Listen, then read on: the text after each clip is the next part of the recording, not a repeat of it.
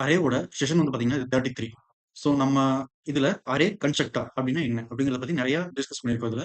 So video ஃபுல்லா பார்க்கணுங்கிறது கிடையாது. இதுல நெறைய சப் டாபிக்ஸ் போட்டிருக்கேன். இங்க பாருங்க டைம் ஸ்டாம்ப்ஸ் ஒன்னொன்னுக்கும் நான் ஆட் பண்ணியிருக்கேன். ஸோ அந்த டைம் ஸ்டாம்ப்ஸ் யூஸ் பண்ணி எந்த டாபிக் வேணுமோ, பர்ட்டிகுலர் டாபிக் வேணுமோ அதுக்கு மட்டும் நீங்க ஈஸியா ஜம்ப் பண்ணி அத மட்டும் பார்த்துக்க முடியும். ஓகேங்களா? ஸோ இந்த அரே கன்ஸ்ட்ரக்டர் அப்டிங்கிறது வந்து பார்த்தீங்கன்னா, அதனுடைய சின்டாக்ஸ் எப்டி இருக்கும்? ஓகேவா? ஸோ அத வந்து இதுல எக்ஸ்பிளைன் பண்ணியிருக்கேன். அடுத்து வந்து பார்த்தீங்கன்னா, inbuilt array function. So inbuilt array ஃபங்ஷன்ல என்ன இருக்குது? ஸோ எப்படி வந்து நம்ம அரேவ கன்வெர்ட் பண்றதுக்கு 2 வழி இருக்குன்னு சொல்றோம். ஒண்ணு நார்மல் மெத்தட், இன்னொன்னு வந்து பார்த்தீங்கன்னா, இந்த இன்பில்ட்டா ஜாவாஸ்கிரிப்ட்லயே இருக்கிற ஒரு ஃபங்ஷன். ஸோ அது எப்படி வொர்க் ஆகுது? ஸோ அந்த ஃபங்ஷன் எப்படி இருக்கும்? அப்படிங்கிறத நான் எக்ஸ்பிளைன் பண்ணியிருக்கேன். ஸோ அடுத்து வந்து பார்த்தீங்கன்னா, ஆ ஒரு array, new array, array versus normal array. So இதுக்கு என்ன நியூங்கிற கீவர்ட் நம்ம எதுக்காக யூஸ் பண்றோம்? ஸோ அந்த அரே ஃபங்ஷன்னா என்ன?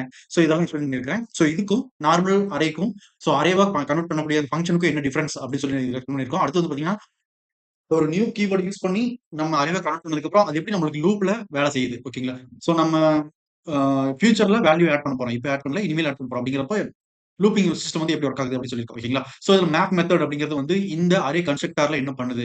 ஸோ என்னென்ன டிராபேக் இருக்குது அதெல்லாம் எக்ஸ்பிளைன் பண்ணியிருக்கோம். அடுத்து வந்து பார்த்தீங்கன்னா, normal array, constructor users. Normal array வந்து நம்மளுக்கு கன்ஸ்ட்ரக்டருக்கும் அதுக்கு உள்ள யூசர்ஸ் என்ன அப்படிங்கிறத சொல்லியிருக்கேன். ஸோ அடுத்து வந்து பார்த்தீங்கன்னா, அது முக்கியமானது stack versus heap memory. So இது ஏன் படிக்கணும்? இது ஸ்டாக்னா என்ன? ஹீப்னா என்ன? நம்மளுடைய லேப்டாப்ல சிபியூல எந்த பிளேஸ்ல வந்து இந்த ஸ்டாக் அந்த ஹீப் மெமரி வந்து நம்மளுக்கு ஸ்டோர் ஆகுது.